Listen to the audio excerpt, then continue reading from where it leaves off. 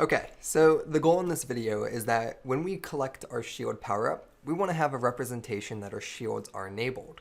If you open up your sprites folder and then head over to player_shield, you'll see here that we have a shield that eventually will be animating in the next video.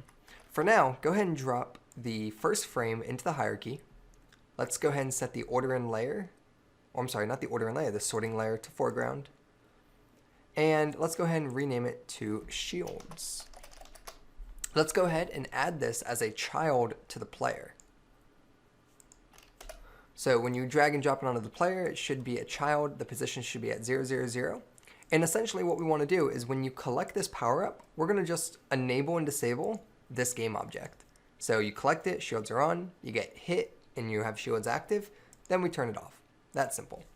So let's go ahead and make that happen. So we're going to start our shields in the off position. And in order to enable them through code, we need a reference to them. So we're going to create a private game object up here. And it's going to be our shield game object. So we'll say shield game object.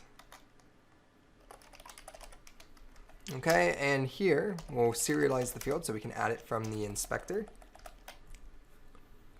And last but not least, let's go ahead and save our script, hop over to Unity, click on your player, and you'll now have a variable where you can drag a shield game object.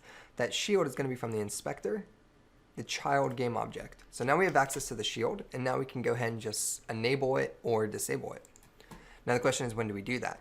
Well, when do we turn it on? We have this enable method, enable shields. So when shields active equals true, we're going to go ahead and say shields game object dot set active, and we want to turn it on. So we say true.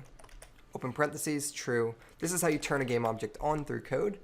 And just the same, when shields active is false, we're going to say shields game object, shield game object dot set active, and turn it false. Okay. So let's go ahead and save this, test it out, and we should have a working visual representation of our shield.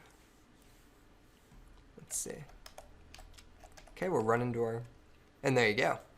So our shield gets destroyed, we have 1 life still, and if we had another enemy in here, which I'll go ahead and drag in here in just a second. So we should be able to, oops, I didn't mean to kill him. Here we go. And there you go, now we can die. Okay, good. So everything is working properly. In the next video, we'll go ahead and animate our shield, and we'll have it animate only when it's enabled.